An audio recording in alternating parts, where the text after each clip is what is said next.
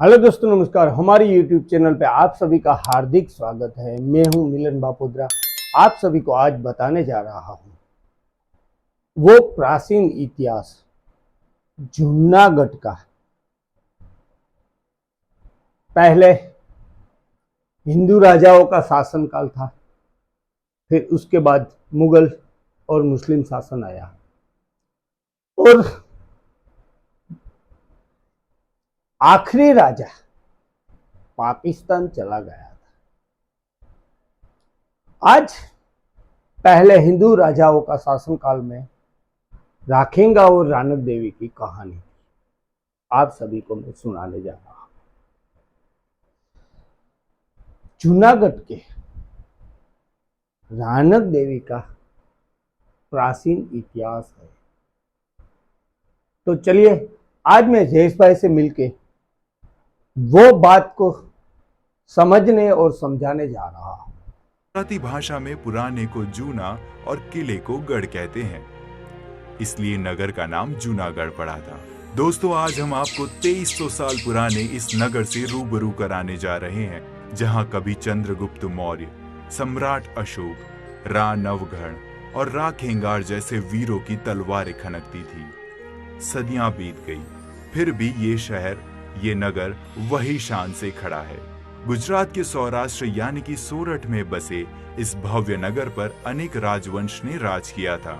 इसमें चुड़ासमा डायनेस्टी के रा वंश के राजाओं ने सबसे ज्यादा लगभग 700 साल तक राज किया था। रा नवघण और रा खेंगार को रा वंश के सबसे शक्तिशाली राजाओं में माना जाता है।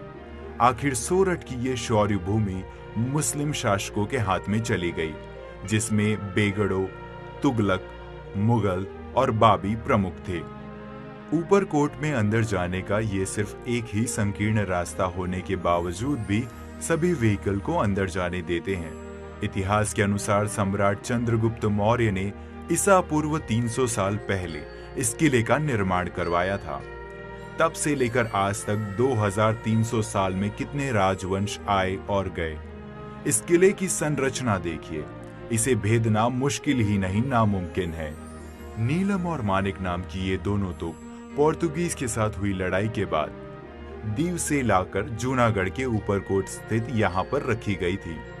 छोटी और बड़ी ये तोप हमेशा पर्यटकों के आकर्षण का केंद्र रही है। गैर जिम्मेदाराना रूप से लिखे गए इस लेख को पढ़ने से ऐसा लगता है कि गुजरात टूरिज्म और आर्कियोलॉजिकल सर्वे ऑफ इंडिया का हमारे गौरवशाली इतिहास और विरासत से कोई लेना देना ही नहीं है।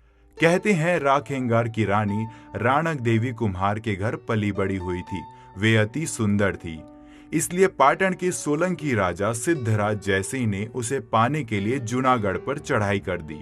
इतिहास के पन्नों के अनुसार 12 साल तक जूनागढ़ को घेराबंदी करके रखा। रा खेंगार के दो भतीजों ने लालच में आकर विश्वासघात करते हुए किले के भारी भरकम किवाड़ खोल दिए और इस तरह सिद्धराज की फौज ने ऊपरकोट में प्रवेश कर लिया। रा खेंगार ने अपनी तलवार से कईयों के सर धड़ से अलग कर दिए।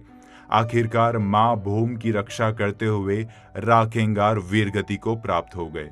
कहते हैं सिद्धराज जब राणक देवी को महल की सीढ़ियों से घसीटते हुए ले जा रहा था, तब राणक देवी ने गिरनार पर्वत से कहा था कि ऊंचो गढ़ गिरनार, वादड़ थी वातु करे, मरता रा खेंगार, रंडायो राणक देवी ने गोजारा गिरनार, वड़ामण वेरी ने थयो, मरता रा खेंगार, खरेड़ी खांगो नव थियो। राणक देवी के मुंह से ऐसे आग गरजते शब्द बाण सुनते ही गिरनार पर्वत में खलबली मच गई। चट्टानें कांपने लगी। ऐसा लगने लगा कि गिरनार क्रोधित होकर खड़ा हो जाएगा। ऐसे बिखरते हुए गिरनार को देख राणक देवी ने कहा था, मां पण मारा आधार, चोसला कोण चढ़ाव से, गया चढ़ावड़ हार, जीवता जाता राव से। अर्थात, हे गिरनार, मत पड़ मेरा आधार। अगर तू इस तरह गिर जाएगा तो तेरी बड़ी बड़ी शिलाएं फिर से ऊपर चढ़ाने वाला रा खेंगार अब इस दुनिया में नहीं रहा। फिर ये शिलाएं कौन चढ़ाएगा? इतना सुनते ही गिरती हुई शिलाएं इसी स्थिति में रुक गई और गिरनार पर्वत शांत हो गया। राणक देवी महल को बाद में मुस्लिम शासकों ने मस्जिद में बदल दिया। ये अड़ी कड़ी वाव और नवघड़ कुआं ऊपरकोट की इन 2 स्टेप वेल असामान्य है, जो गुजरात के अन्य हिस्सों के वाव से बहुत अलग है।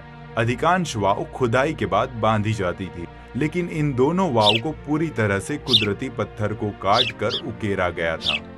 यहाँ पत्थर के स्तंभ, फर्श, सीढ़ियां और दीवारें बहुत कुछ इस तरह से बनाई गई है कि वे जमीन के हिस्से से निर्माण किया हो। कुछ मिले हुए प्रमाण से पता चलता है कि नवघड़ कुओं 1026 में बनाया गया था और 15वीं शताब्दी में निर्मित अड़ी कड़ी वाव पूरी तरह से कठोर चट्टान से तराशी गई थी। 2 अलग अलग किंवदंतियों ने वाव के नाम को स्पष्ट करने का दावा किया है। एक का कहना है कि अड़ी और कड़ी नाम की 2 कुंवारी लड़की के बलिदान के बाद पानी मिला था। दूसरी कहानी के अनुसार अड़ी और कड़ी नाम की 2 राज सेविका रोजाना इस वाव से पानी लाती थी। इनकी याद में इस वाव का नाम इन्हीं के नाम पर रख दिया गया था। ये किंवदंती सही हो, ऐसी संभावना ज्यादा है। एक लोक वायका भी इस बात का समर्थन करती है कि लोग अभी भी उनकी याद में नजदीकी एक पेड़ पर कपड़े और चूड़ियां लटकाते हैं। ये उस समय का वेयरहाउस है। यहाँ पर सालों तक चले इतना अनाज और कठोल जैसी जीवन जरूरी चीजों का संग्रह किया जाता था। इसकी प्रणाली भी बड़ी दिलचस्प है। कहते हैं कि राशन को लंबे समय तक बचाने के लिए मिट्टी, नीम की पत्ती जैसी कुदरती चीजों का इस्तेमाल करके बंकर में रखा जाता था, ताकि सालों तक चले। हजारों साल पुराने समय की याद दिलाती हैं। इस ऐतिहासिक फोर्ट में लाइट एंड साउंड शो भी चलाया जाता था।